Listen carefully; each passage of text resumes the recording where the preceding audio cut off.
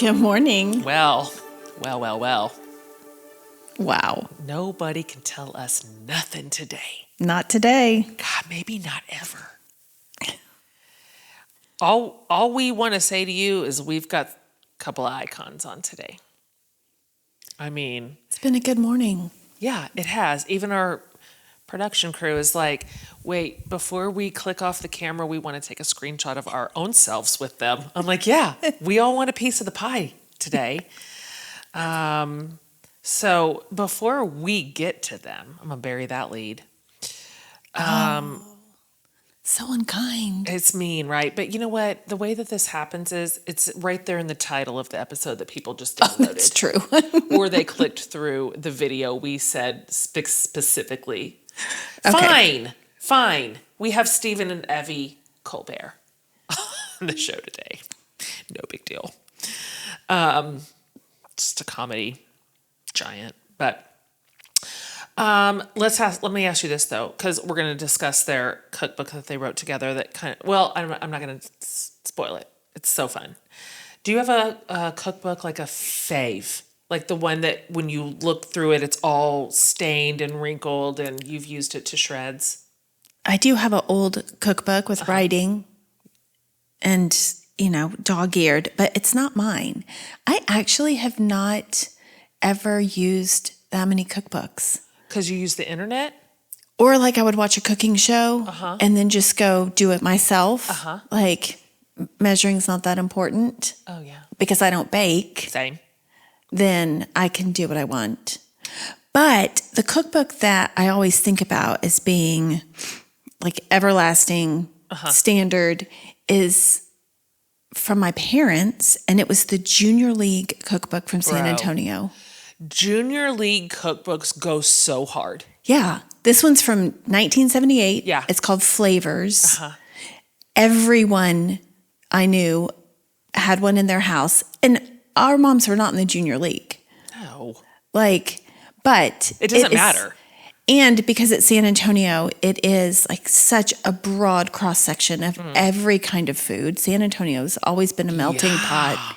It is a great cookbook. I bet it holds up. Yeah. I mean, it was the 70s, so there's some some margarine. Aspic and margarine and Crisco, but still solid recipes from every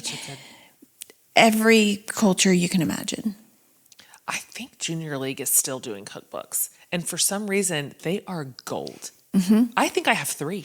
Yeah. Like from various, I've never been in Junior League. It's just, those are like cookbooks to count on. I think my cookbook that is the most falling apart, like the binding is broken, the pages are just in it, but not attached. Everything is wrinkled, was my very first, and I think her very first cookbook by Ree Drummond, the Pioneer Woman cookbook. That was right when I was learning to cook. So, or in my earlier years of learning to cook. And so I was still a little bit married to recipes. I didn't quite have my instincts down yet. I have pulled that out to make the pizza dough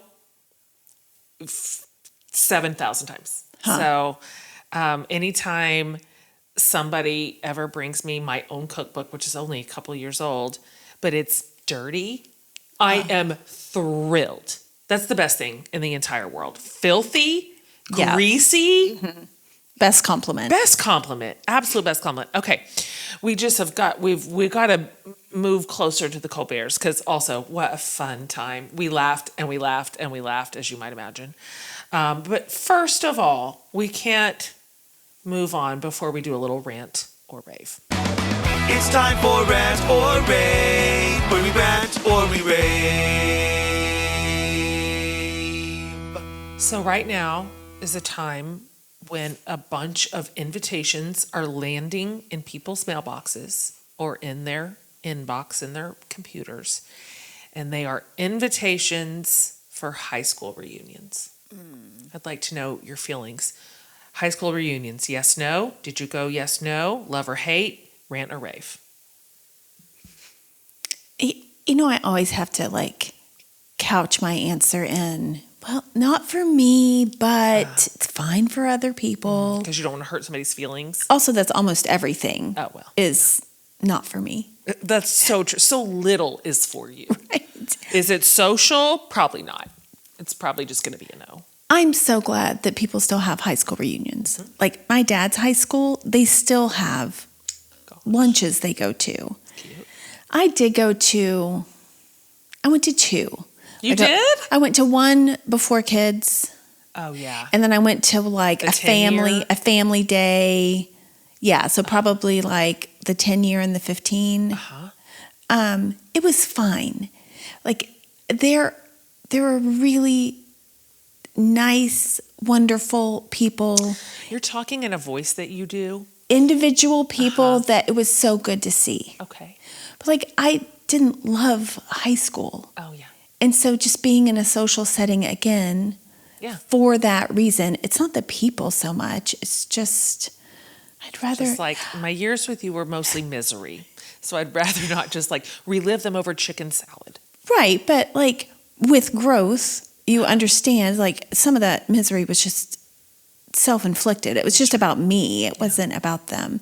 But I actually am, I have a friend from high school, from kindergarten, who's staying with me for a couple of nights That's now. true, right this like very I day. still have good friends from high school, but reunions. In fact, I realized I should have had 35. I think. Wait. Like this past What year summer. did you graduate from high school? 89. Oh. Right? Is that math right? Oh, yeah. You'd been 35 this year. I did not get an invitation to anything. Maybe they didn't have one, but also you don't show up enough times and They're like, take her off the list. Yeah, I think that's happened. I have never been to a high school reunion. What? Well, first of all, at the first one that I could have gone to, which was for us 10 years, so I was 28, and Caleb Hatmaker, who was my third child that came out of my body, was 1 week old. Oh. So first of all, it's not that I wouldn't drag a 1 week old baby somewhere because, I'm not real precious. You just, off you go. They're just like not even really with us yet. They're just sitting there little things. But if you think I am going to my high school reunion 1 week postpartum, think again, Jack. I mean, not for $1 million was I going to take in my still pregnant face, my floppy, you still look 3 or 4 months pregnant at that point. Hell no. Absolutely hell no. Some of my friends at the time, and at the 10-year mark, I still had a few more high school connections than I've managed to keep all this time. They're like, nobody cares. I'm like, I care. I care. I'm going to come looking like $1 million or I'm not coming. Do you know what I mean? I'm sorry. I was 28 years old. That's not up for grabs. And then the next one, 20 years, at 38, I was just in the thick of everything. That was just kids and career. And that was when I was at the height of like beginning like that high travel season for my work. Right. So I've just never gone. You've never gone. Do you feel like I've missed out? Do you feel like I should hold on, wait a second, let me just think for 1 second. I graduated in 92, so this would have been 32 years this year. So I'm 3 years away from it. I don't know if we do fivers. Right. Go to 40. Maybe so. Maybe 40.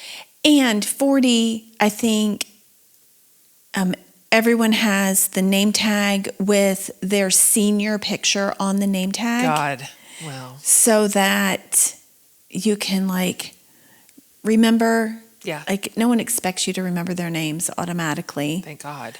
Right. Especially at your 40. Yeah. So I think you should go. Yeah, I do too, because a real consistent little point of feedback, and again, I don't care if this is vain, that bothers me not, is that the women do pretty well.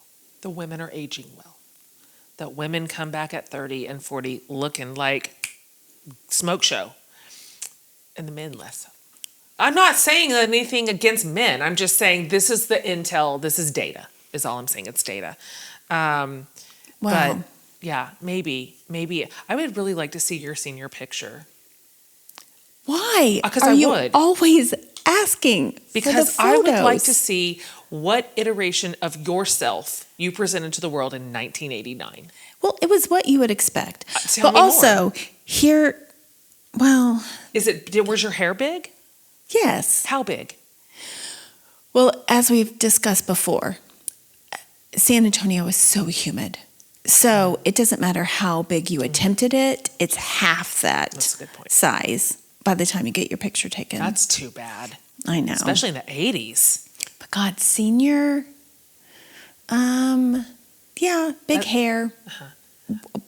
Not wings, but No like wings? Oh boy, I had them.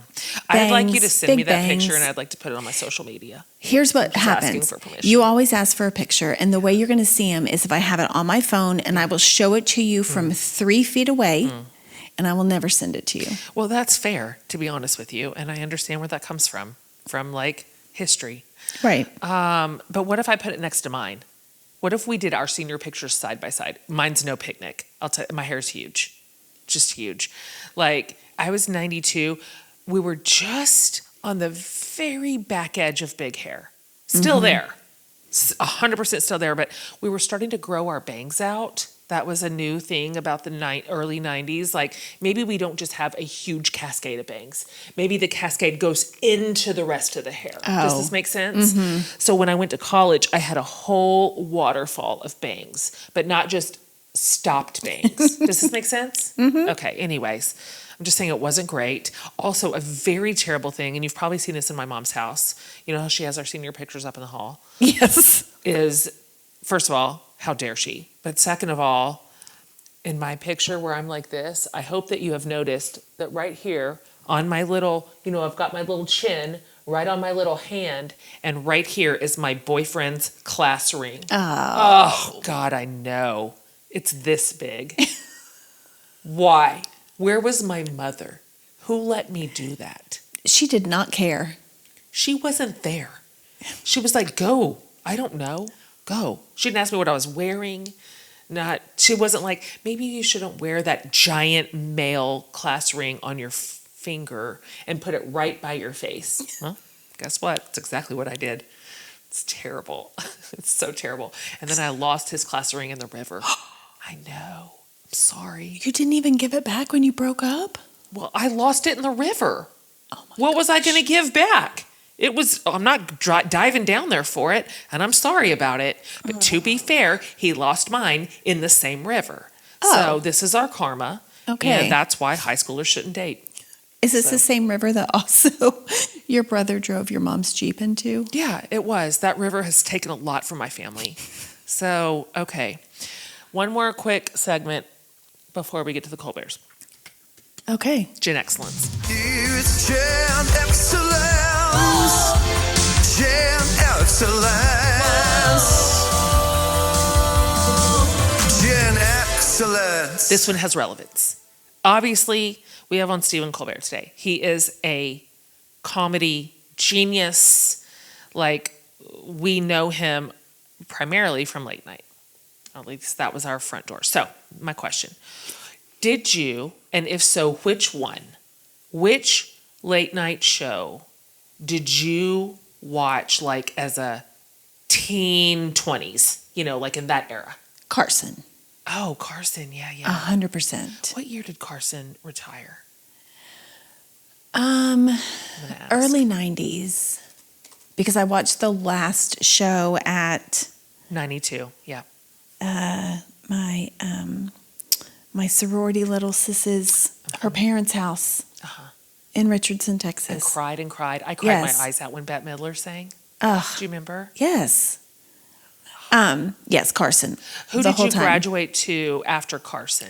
Letterman. Okay. And I watched Letterman a little bit in the beginning, but he was a little zany for what I thought were my sensibilities. Like I loved Carson's humor. Yeah. But then like as he went on, Letterman just got better and better. He did. And yeah. He's his own brand. There is nobody like Letterman. He doesn't have an equal. Like his curmudgeonly way, but that still he'd managed to sneak that warmth in when he felt like it. I was absolutely split and watched all of Letterman and all of Conan. Oh. I loved Conan. So ridiculous.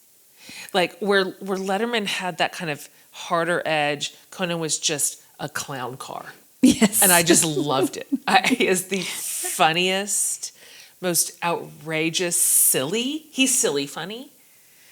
I watched both of those probably without fail almost for 15 years. Oh, wow. Yeah, that was my night show. I think it was the silliness that made me a little uncomfortable. With Conan? Although I love him. I could see that. Now, but like. It made you get a little cringy? A little bit. Yeah, I can see that wouldn't, but that Letterman would work for you once you figured out how to manage him. But when I was a kid, Carson, and I didn't. Yeah, me too. I didn't stay up late. I didn't watch TV late at night. So I don't know how I ended up watching so much Carson, but I did. Also, let's locate this in time, because the reason that you and I can be like, absolutely watch Carson, totally watch Letterman, never miss Conan, is because that was before we had like streaming. Right. That was what was on. We didn't have cable. Yeah, it's 10:30 and that's what's on the TV. And so you watched what was on in the real time. Yes. When I try to explain this to the kids, they're like, but what if you didn't like what was on? I'm like, then you didn't get to watch anything. Right. Or you watched a show you hated because you had nothing else to do. Like, that's how it was, kids. But Colbert and his late night like magic sauce. From the minute he took over, I was, all in. He is such a special and particular brand of funny that it's hard to find a colleague to compare him to. You know, he's just his deal is so unique and special. It's his. Nobody will ever, ever, ever, ever be a Colbert except for Colbert. And I watched the Colbert Report, which was its own completely separate thing. And so that's how I knew him. Yeah. And so when he started on late night, what I loved him for even more was all the tender stuff. Oh, yeah. Like his love of Catholicism. Yeah. Like the way deeply faithful. The way he handles grief, the way he gets his guests to talk about grief and loss. Yeah. Like that's what's kept me. 100%. Like that comes through. Obviously he's hilarious. He's kind of a genius actually about comedy, but he's deep waters. He's really, really deep waters. He has really profound thoughts about the world and about faith and about grief and loss and recovery. And that is, to use a word that I told him in the interview, that radicalized all of us for him, I think. He has an interview with Andrew Garfield right after Andrew's mother died. And they're having a conversation. And what Andrew says to him is, you sew up our wounds. Like art sews up our wounds. So even though our whole conversation this morning was so funny, like we did not get into... We sewed up no wounds except for their marital wounds. Right. Remember at the very end. We did. Would like everybody to know we... saved their marriage. Saved their marriage and everybody's welcome. But it's the full spectrum of all of it is what sews up our wounds. Yeah, that's exactly right. I love him. Same. I love him. So let's get into it, you guys. I mean, I know he doesn't really need a lot of introduction, but let me just do it just in case. Stephen Colbert is, super special. When he took over the Late Show, it was just kind of this right guy, right moment, right time, right place. And to Amy's point, he obviously makes us laugh, but he does more than like the sum is greater than the parts. He provides this camaraderie and like this companionship and like this kind of stable grown up in the room, that we get to learn from, not just laugh with. And he got us through a lot of really complicated, complex moments. He got us through 2016, which was such a volatile time in the country. And obviously through the pandemic, which was the birth of this cookbook we're about to talk about. He's just sort of been, he's been a constant companion to so many of us for a really long time. So, okay. You know him from his time as a correspondent on The Daily Show, from his amazing program, The Colbert Report. He's so funny. Taking over The Late Show. But also, I want you to know that Stephen and Evie, who we have on with him today, his wife, founded a company called Spartina Industries. And they have produced a lot of really cool things. Probably most notably and most recently is After Midnight, which is a late night show with Taylor Tomlinson, premiered this year actually.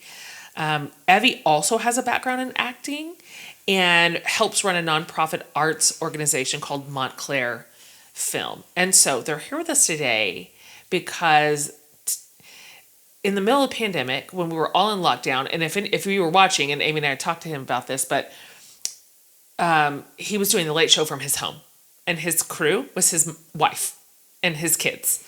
And you remember when they were just putting it up, and he's in a sweater, and we were just doing the best we could. But they tell the story of how, they all lived at the same house in South Carolina during the lockdown, and started cooking together every single night. And a kid would take a recipe, or they'd cook together, and they'd all eat together. And out of that, really lovely season of being in the kitchen as a family, they decided to write a cookbook, which is coming out just now, and it's called Does This Taste Funny? Which is, come on. It's cute. It's fun. It's written interestingly. It's beautifully photographed. You're going to love it. A lot of the recipes come straight out of the Lowcountry. South Carolina, which is where they both were raised and met. And so you'll see that influence in all of their recipes and in their stories. And then they bring in all these fun cast of characters, all these family members that are very, very colorful.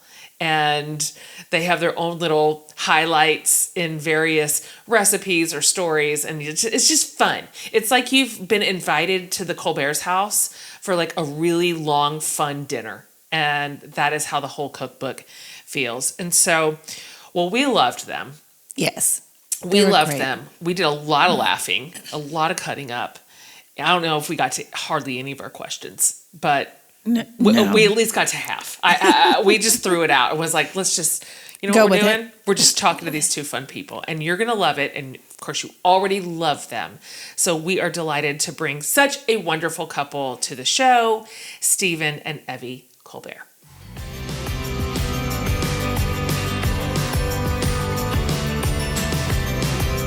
Okay, well, I guess this is a fairly exciting day over at the show. Welcome, the Colberts. We are so delighted to see you. Welcome. Hello. We're happy to be here. Thank you. You guys. Okay, first of all, we love you. So let's get that out of the way. Let's just put it on the table. This is going very well so far. That's right. I gotta say. I decided to go ahead and do one of my favorite podcasts. Sure. Yeah. I have a really cool demeanor. I'm told that a lot. And so I wanted to go ahead and display it for you as quickly as I could. Love it. Yeah. Thank you. And I'll tell you what we really love. We really love this. This book. Yay. We really love it, you guys. Thank you. We've read the entire thing. we put a lot of love into it. Uh-huh. It's only 3 years of work, so I'm glad you like That's it. Right. It's so right. Good. Publishing is so immediately satisfying. Wow. If you want instant gratification, write a cookbook. That's right. Well, I do want to tell you that we have already been influenced. We have. Oh, do you see this? What have you done? Ta-da. Yay, Mom's Cheese Biscuits. Can we get a close up? Turn out. That's not easy. Well, let's ask Amy. It looks like you got them right. Our resident cook who did Patti McGee's Biscuits. Oh. Okay, well, were you able to? Right on the money. They do. They're so cute. But here's the. So good. Here's the real test. Number one, I'm not a baker. Number two, my whole house is gluten-free. Yeah. So I know. And there's some chemistry involved in baking, and gluten-free usually ruins that. But these stand up. Oh. It is such a perfect recipe. It's delish. Even gluten-free. But it's Can you you She just subbed. use gluten-free flour? Great, that's good. Yeah, you have My to. mother was a real woman of the 50s and 60s, and she was very brand focused. Oh yeah. Yes. So it was always, for a long time, it was always Mazola margarine. And then when she couldn't find that, she switched to Land of Lakes. And then she had the whole one stick butter, one stick margarine. And she also was very adamant about the certain self-rising flour. She was King Arthur's, but that's another thing. When you write a cookbook, you can't be that specific. No, right? you can't. I mean, I'll have you know, Yeah. I used King Arthur gluten-free Gluten-free. flour. Gosh. There Patti you would be- go. Patti So would be what- proud. So what's is it rice flour? What is it? It's like a blend of rice, tapioca. I don't think King Arthur has almond, potato starch. You have to do so many creative things to make it work? to make a gluten-free flour, but they're delicious. Delicious. It makes I'm so glad. 50. I've used King Arthur's self-rising gluten-free flour for cobblers. Oh And yeah. it worked fantastic. Yeah. Perfect. Oh, that's right. You did. It's the best Perfect. one. I went on a little gluten-free kick a few years ago. Did you? Oh. Listen. And we have friends who are all gluten free, so we've been around it for a while, but we're I not know, very the disciplined worst. Oh, I ourselves. hate us. I Well- hate us at any party. These biscuits are delicious. Oh my God, I hate it. I Good. will tell you, there is a place for brand loyalty, and I to some degree, I appreciate it. I am like Stephen. It's Duke's. Give me Duke's or give me death. You know what I mean? Like, Yeah. 100%. I don't even know why we're talking about it. Right. Why is this even on the table? Right. Like, There's no added sugar. Well- It's eggier. When you open it up, it often has like a crack in it, like a custard. Yeah. It's just the best. yeah. Thank you for understanding about that. I don't know what Plus, these other people are doing. it started in South Carolina, so I have to be loyal. That's a good point. Yeah. That's a good point. Let's talk about I think this. it's egg forward, I would call it. Egg forward It's egg mayonnaise. forward. It's true. And the people always tell us, make your own mayonnaise. It's so simple. And I'm like, why would I do that when I can go to my grocery store and buy Dukes? Explain it to me in I'm with you on that kindergarten one. terms. There's Like, no, certain thank things you. you just don't need to make at home. Thank you. I appreciate Right. it. Yeah, I'm not making my own. Not making my own chocolate. That's right. I'm happy about that. Yeah. Though you do see, though I do love watching like recipes online. Yeah. And you do see people going, "We're going to make chocolate from scratch." I'm like, why? Why? And then they have to like crack open the fruit, and they have to Yes. harvest the little beans, Yes. and then they have to ferment them, and then they have to roast them and grind them. Listen, But people in Brooklyn make everything from scratch. It's all very, hip. anytime I see something that fussy and outrageous, that is where the comment comes into play. Like, that is the level of like unemployment I aspire to. I want that kind of time in my day. Do you know what I mean? Like, It is that's exactly aspirational. what you do. I want to be that bored. I know. So yeah. Anyways, That's fantastic. Well, we grew up, as I said, Evie said her mom and my mom were moms my mom started being a mom in the 40s. So 40s, 50s, and 60s. And it was the heyday of processed food. Totally. It was when everything was being introduced for you. And my mom didn't have a lot of recipes that didn't come from the back of a bottle of chili sauce. Or like a packet of dried soup mix. Of course. And so that's where I started my culinary journey, was with iceberg lettuce That's right. and Lipton's onion soup mix, which is a fine combination. You know what? She was one of our rules with our cookbook. We said nothing that comes off a box.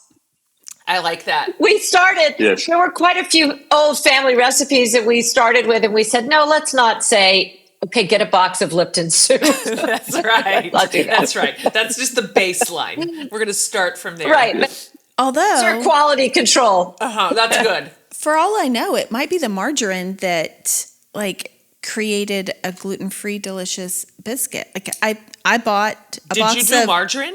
I bought As noted? for the first time in my life, and probably the only Yeah. person in my Austin HEB. I bought a box of Land O'Lakes margarine yesterday. Oh, you did it. God, you It's really hard did to it. find, Amy. It's really hard to find. And it's that, what it is, I think, is balancing the sort of saturated fat, what my mother used to call Crisco Sure. content to the real butter, because if you go full butter, sometimes they get a little short.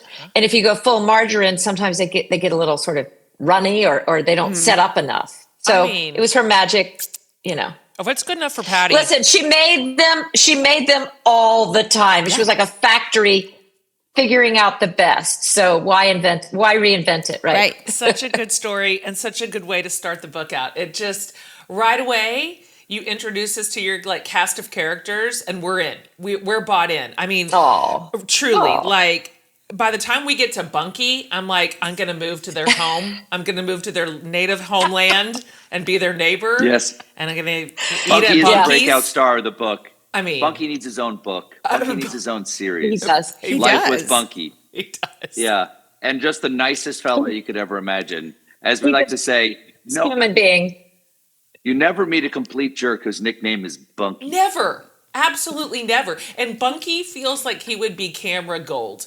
Like, I'd like to see Camera Bunky in gold. front of a camera. Just hit record and just let it go. Like, let Bunky ride the wave. And I suspect we'd have a hit on our hands, to be honest. Frankly, I you think two we would. should do it. You two should do it. Surely people are telling you, because the conversational way that you've written this is so fun and engaging and funny. And are the people demanding to get in front of a camera and do more of this? Because you have to give the people what they want. You're celebrities. We don't make the rules. One of us have a full-time job, Jen. Oh, that's right. That's right. This would be a real The good candle time. only has 2 ends, and we're burning both of them right now. You can find a third end to a candle. I'm happy to do. Maybe we should just go do it with Bunky. So true. That's so true. You could outsource a lot of the labor to Bunky, and the show would be the better for it, to be honest with you. We've got Claus, we have Kitty. Yeah, all of them. You could have a whole family, cooking with the Colbert family or something. But actually, the Wickman family, which is Bunky Wickman, his daughter Lucy, our niece, is the brains behind our whole cookbook. She helped us from day one. She's brilliant cook and organized, and helped us with, basically an Excel spreadsheet. She tested every recipe. Then Bunky's 2 boys. Yeah, she did. And she's really great. Like, she's sort of moving into that world professionally, but it was wonderful because she was very, very good about saying things like, maybe that recipe off the Lipton's box isn't quite quality enough for your cookbook.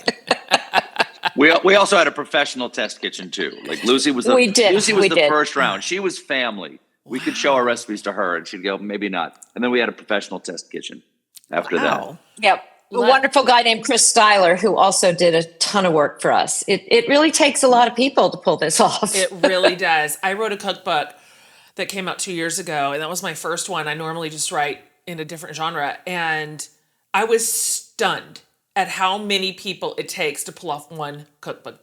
I had no idea. I didn't know about the photography, the food stylists, the test kitchens. It's actually endless. It almost feels unfair that one person or 2 people's name goes on the front, because that's very true. When we had our photographer's a guy named Eric Wolfinger, who was magic. He's from San Diego, and he came and we shot everything on Sullivan's Island. And it was like our house became both a restaurant / TV studio / wardrobe place. Like, everything was taken over. We had one room full of plates and glasses and all of that. We had another room full of outfits. Then another was like where all the photos would be laid out. It was actually really fun. For us, I kept laughing with Stephen. I was like, we're just talent right now. We just show up and hold a dish. That's right. They do all the work. That's literally true. When I hired my photographer, so she had a team of 7, and they rented a house for 2 solid weeks to shoot the book. They cooked around the clock, shot around the clock. And she told me, now, because we were doing the lifestyle shots at my house, but she said, for the food photography, sometimes it's helpful for the cookbook author. You don't even have to come. You don't even have to come. We occasionally we can work a little quicker. And I was like, We got that vibe see you too. at 9 a.m. Like, I just couldn't get enough of it. It was fascinating. We definitely got the vibe of like, why don't we just do the coffee cake, and you can come down when we're ready for That's you. right. That's right. Why don't you just scoot your little selves right upstairs and let us do our jobs? Well, the end result's beautiful. Yes, it is. I Thank you. want to cook everything, Yeah. and also want to visit South Carolina. I know. It's like a love letter to South Carolina. It really is. Yeah. Yeah. I mean, and that, I don't know, Stephen, we didn't really say when we set out that it would be that, but it became apparent to us almost immediately because frankly, a lot of the things that we cook, we grew up with, right? Yeah. So, I had tons of my mother's recipes and family recipes. And so when we started gathering them, we thought, this is about family. Mm. And then we said, well, we want to shoot it down there because that's where a lot of our family is and where we're from and where we love. So it just kind of evolved into this exploration of what makes us love the Lowcountry so much, both the food and the scenery and the lifestyle, Absolutely. All of it. And this came home to us like in a really clear way because we were down there for 5 months at the beginning of COVID. Exactly. And we were right across the street from her sister and down the street from her parents, so we could help them. And I was doing my show from our little room there, a little extra room in our house. And Evie was my crew and my only guest and my only audience. And we'd always been a little nervous about working together for fear that we don't want to bring work home or we want to have an end to our work day. And if you're married, it's hard to have an end to your work day that way. And it turned out we loved working with each other. Yeah. And so that's what I said, okay, let's do this, because we were there with all the ingredients. We were there with all the people who taught us those recipes, and it just seemed natural. That's perfect. It comes through loud and clear. Of course, we watched y'all's homemade show during the pandemic. I mean, it was a homemade show. It really was. It was. And yes, I think we called it a late show, not the late. Yeah, you did. That's right. We called it a late show with your host Steve Colbert. We had to differentiate. It had to have been. I took a video. Oh my God! I took a video. I don't know where it is now of the floor of the room. I mean, the cables.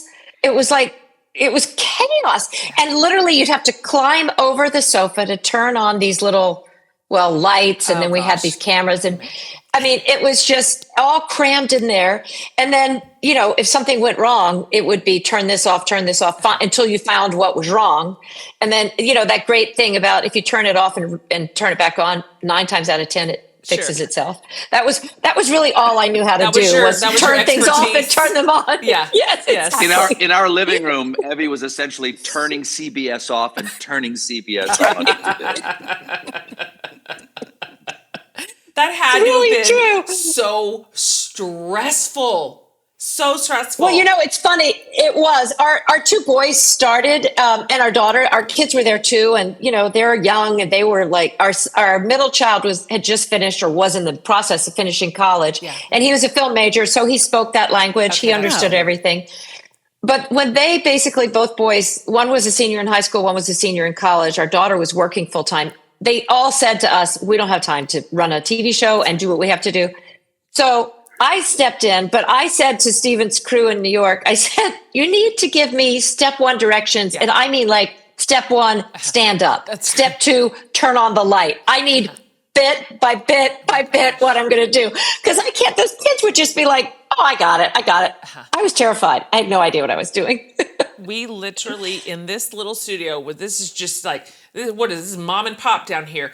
I am looking at my wall, a list that our producer typed out for me that says, turn on the light. Press start. Like, literally. That. So we hear you. Listen, I feel that in my bones. I love a list. Yeah. Exactly. We can't be good at everything. Do you know what I'm saying? We cannot be the IT people and the camera people and the precious and darling talent. We've got to pick a lane. We've just got to pick a lane. Right. So we are curious. This whole book gives us such a glimpse into your family, which we love. Love the kids. Love everything. Love all the people. Oh, thank you. We're curious if around the Colbert table, does politics ever make its way in? Is this a robust family discussion type of like volatile? We have robust family discussions. It's not always about politics, though. It's not that much. I mean, for me, that's a little bit of a busman's holiday. So I tend not to bring it up when I'm not at work because we do topical humor every day, and I'd love to talk about something else at the end of the day. But we do. I think we do talk politics, but we also talk. Our kids are all into music. Our middle child's a musician, so we talk music a lot. Yeah. I mean, they always are telling us what we should know culturally that we don't know. Exactly. They're educating us. I mean, music, the arts, some politics. It was actually funny. Go ahead. Oh, I was just going to say what was funny when we were down there doing the show like that. Our daughter was already out of college working, and she basically said to us, "Okay, I'm not re-entering this relationship like a daughter. I'm going to think of this as we're roommates, while the COVID thing's going on." Yes. And she said, "So as roommates, we all are going to take one night to make a meal." She was like, "I'll have Mondays, you have Tuesdays, you have Wednesdays, whatever." So the two boys, I think Peter made his own meals. Our youngest was a senior in high school, really was hadn't done a lot of cooking. So he and I kind of did that together, which was a ton of fun. But because everybody was invested in their meal, it made the sitting down at the table a ton of fun because they weren't like, another meal with mom and dad. It was like, I have made this meal. I'm bringing this to you. It was really fun. And we would say, all right, what do you have for us tonight? And they'd say, "Well, chef, tonight we have," and then would explain what I've prepared for you is. We played cooking show. Yeah. Yes. We have sautéed shrimp in a firecracker sauce. Yes. Nice. Amazing. We did the same thing during the pandemic. I have 5 kids and Amy has 4. And so wow. Yeah, we had so many roommates. My roommates were also mostly launched like yours, but then they come back. I always tell the young moms, don't worry about it. Dry those tears, man. They will be back. Okay? 100%. That's true. This is a soft launch at best. So I love soft launch. Yeah. We have soft launched our children. Yes, it's the best we can do. I mean, I don't know what it really takes. In the olden days, when we all lived in villages, we all lived together until they got married, and sometimes they stayed too. Right. That's true. Exactly. Right. I've got one that lives in the backyard. Not sure how that would go. But. That's true. She does. One of her roommates literally. You have lives what, in the backyard. Amy? I have a kid that lives backyard. in a tiny house in the backyard. Mm-hmm. Yeah. Wow. I thought you were going to say in a tent. They're going to say they're camping in your backyard. It would not have been off-brand. For my family, that still could happen. But no, he has a tiny house. Yeah. But it's lovely. Yeah, it's independent-ish. Yeah. So I'm a big fan. So have your kids taken this camaraderie in the kitchen and implemented it in their own adult lives at this point? Like, do they actually cook all of these recipes, these family recipes? Like they throw parties. Interesting. Our eldest does. Our daughter. The boys. Yeah. She's all up and down. Fully launched. That's right. Yeah, she's fully launched.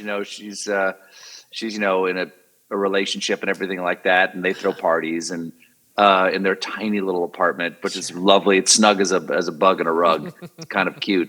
And she'll call up and go, "Okay, this is all I've got. What can I do with this?" Yeah. And then she'll FaceTime like what her ingredients are. We're like, "Well, you could those onions. Keep those onions.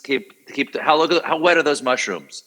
Just are the bottom? They're not okay. Great, you can use those. All right. How old is that chicken? Like, well, we make her read.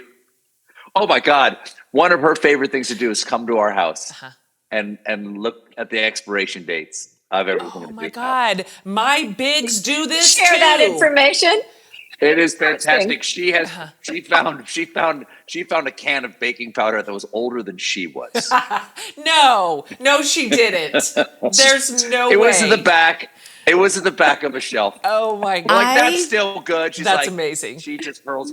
In making Patti's biscuits, I had to throw away a can of baking powder from 2019. Oh, bless My kids are so vicious. It's like they believe I'm doing it on purpose. I'm trying to poison them. Sure. Like, they will examine those dates before they eat anything.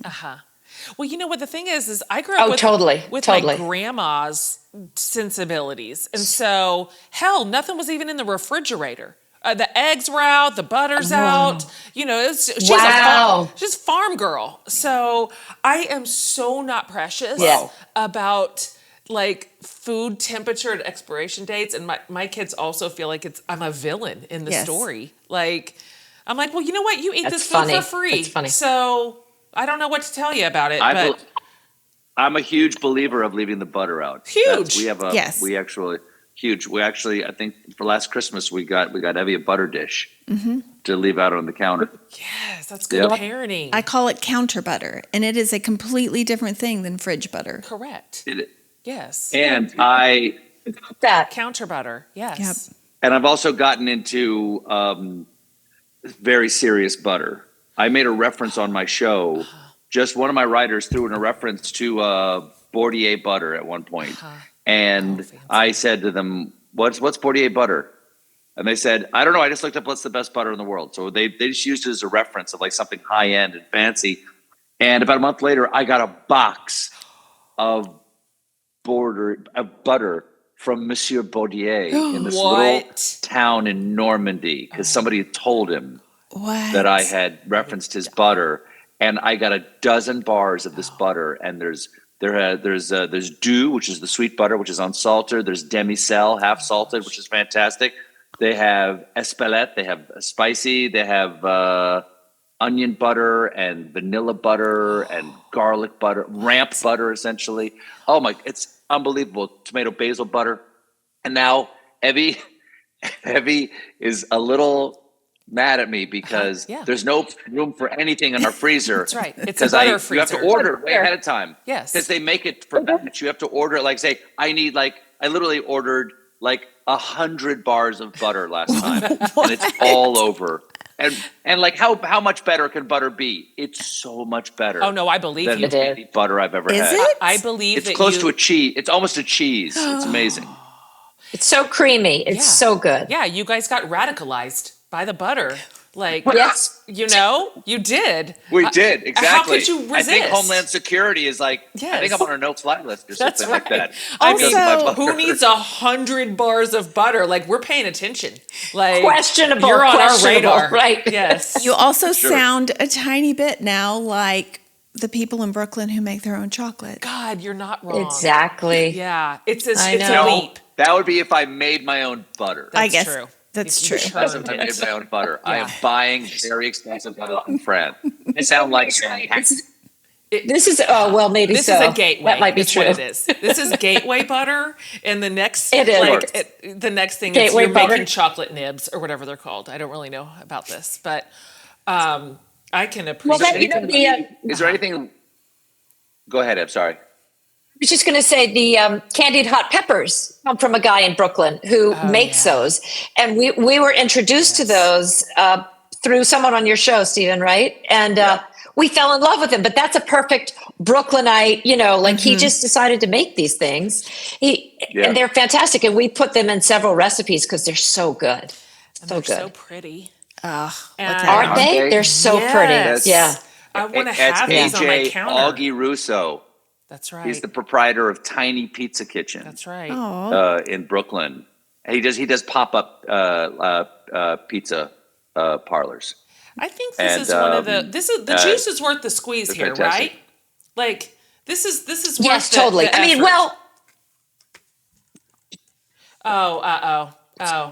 house divided. It's so good. No, here's what's Augie makes them so well. Let Augie ship you some peppers.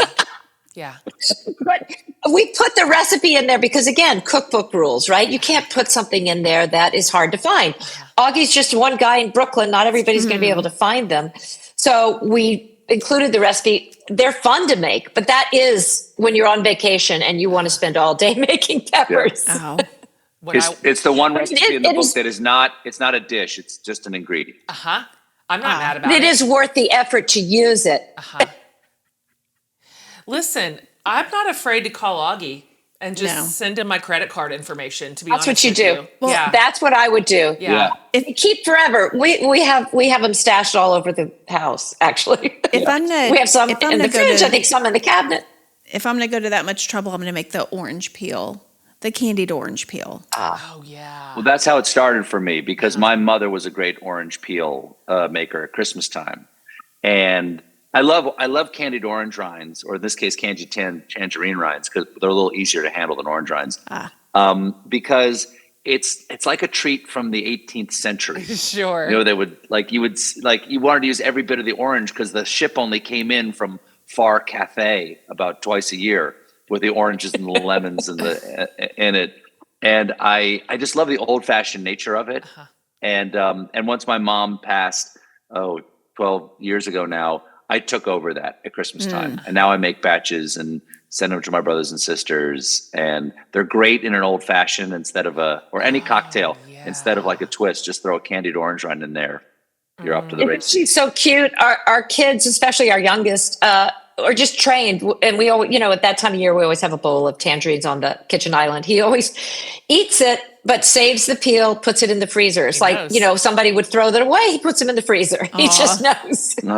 So all year round, there's bags of frozen tangerine rinds and 100 bars of butter in our freezer. So you get an idea of what our larder is like. That's right. Exactly. Yeah. And shrimp shells to make shrimp stock with someday. Oh yeah, right. That's proper. Because when I peel the shrimp, I freeze the shells. Yeah. And then later make the stock when Evie's not home, because the smell of cooking shrimp stock is not for the faint-hearted. It's not pleasant. The subtext here is if our power goes out and we lose all the food in the fridge, we're really stuck because the freezer's got nothing. That's right. That's right. You guys We're going to have orange rinds and butter. I mean, I've eaten worse.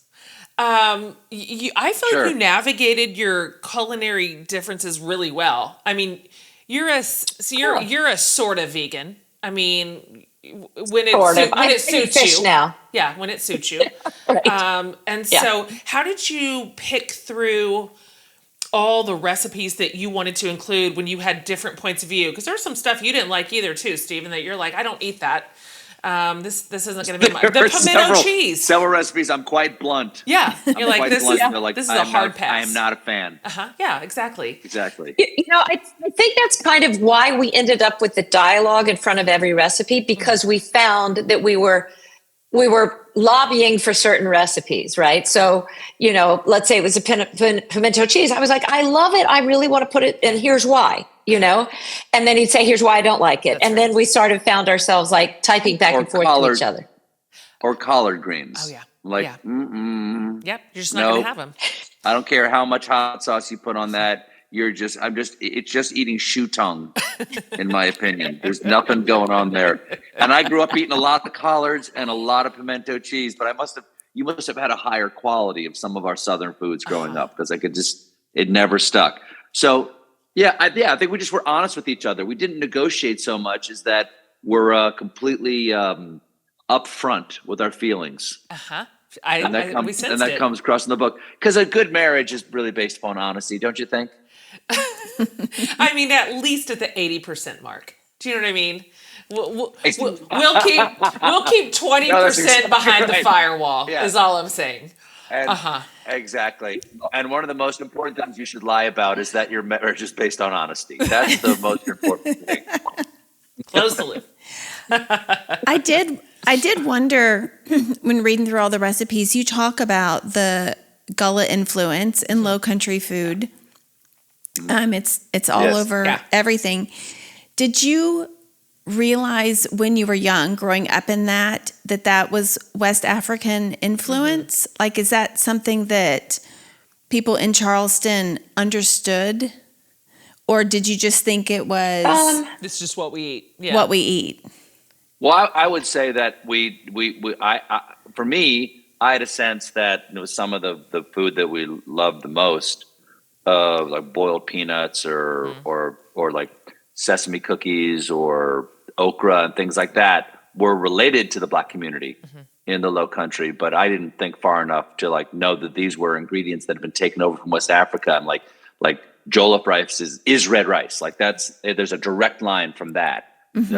Benny seeds, like the sort of the name for sesames, came from West Africa. The peanuts came from West Africa. I didn't know any of that. That was something that we didn't really become conscious of until we were adults. Yeah.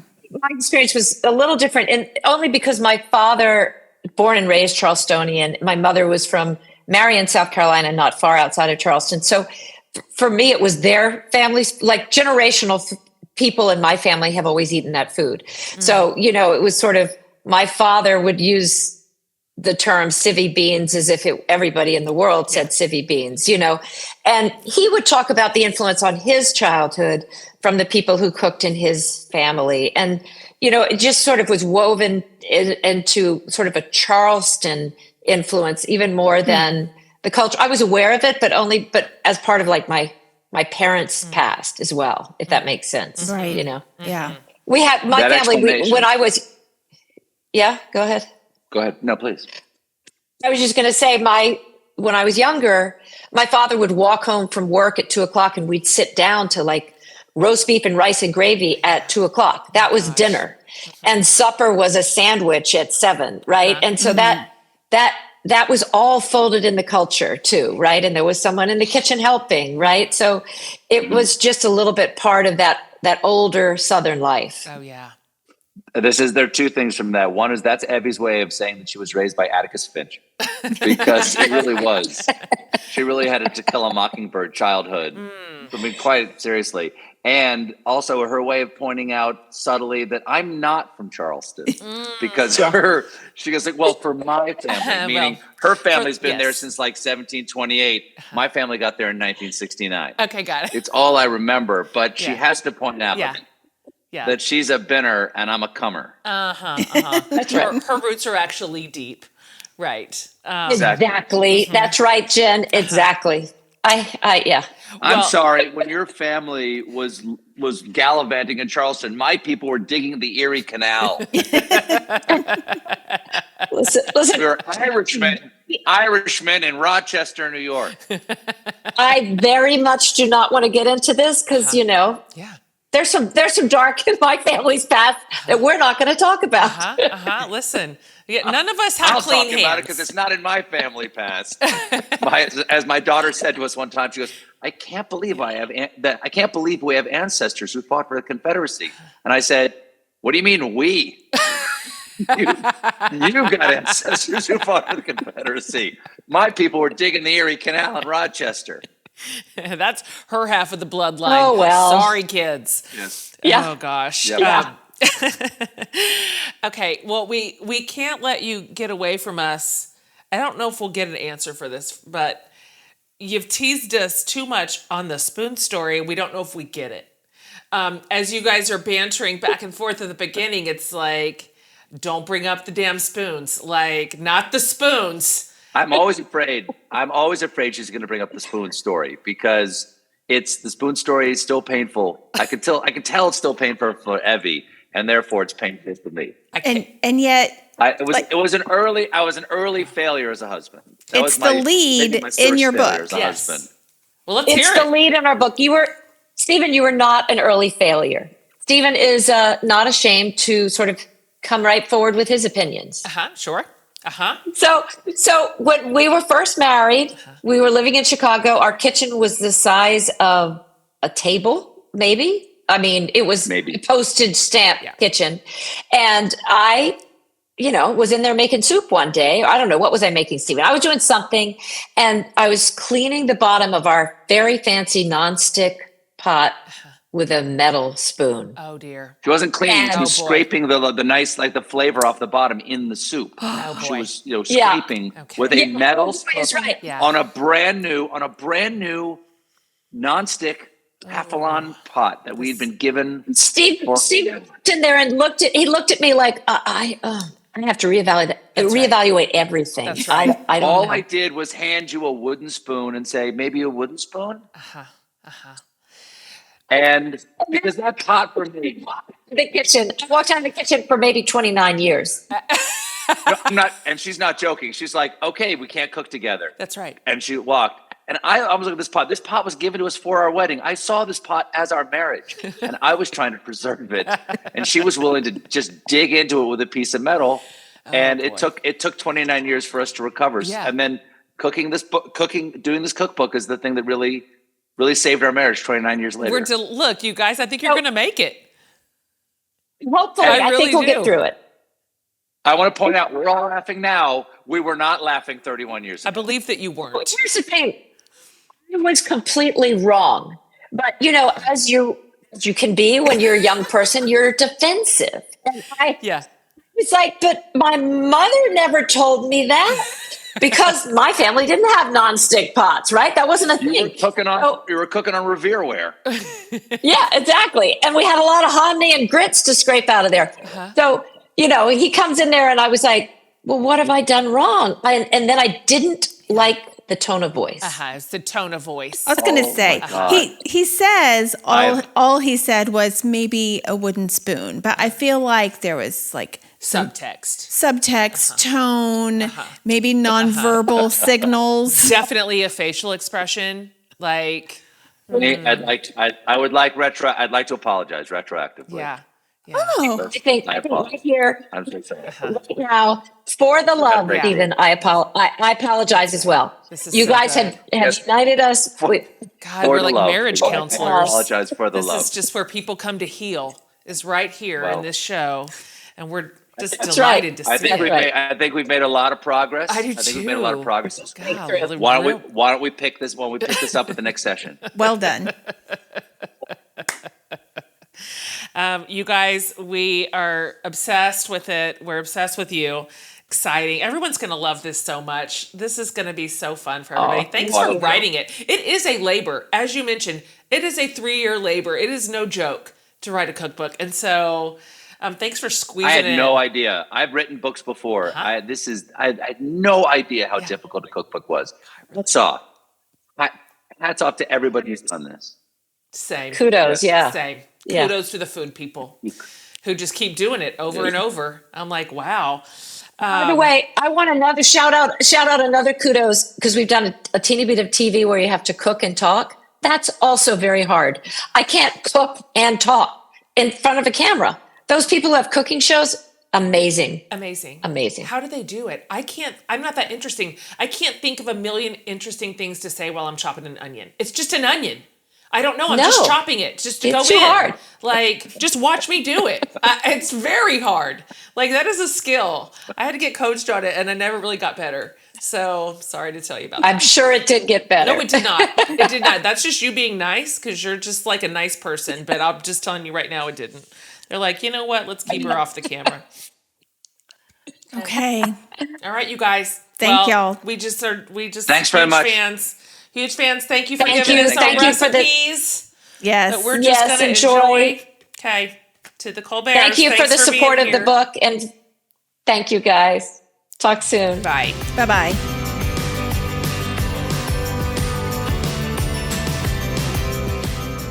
Well, the A+ award goes to you for showing up to an interview with the Colberts, having made the signature biscuit recipe. They're delicious. This was. I'm showed up with these. I was like, I'm going to eat my whole plate for second breakfast. Oh my gosh. I love that. That was I should have said that in the interview because he is a Lord of the Rings. Oh God. If you'd have threaded super one fan. little. Why couldn't I say second breakfast? God. You were even prepared to. When we were talking about this interview last week, you were like, should I rewatch the entire Lord of the Rings series? And I was like, that feels unnecessary. I feel like that's unnecessary, like, interview. Maybe not, because I would have remembered to say second breakfast. But whatever. I'm still going to eat this whole plate. It doesn't for matter. Second You breakfast. already won. You won the prize. You won the podcast host prize by making the signature recipe and bringing it to the interview. Anyway, they're so fun.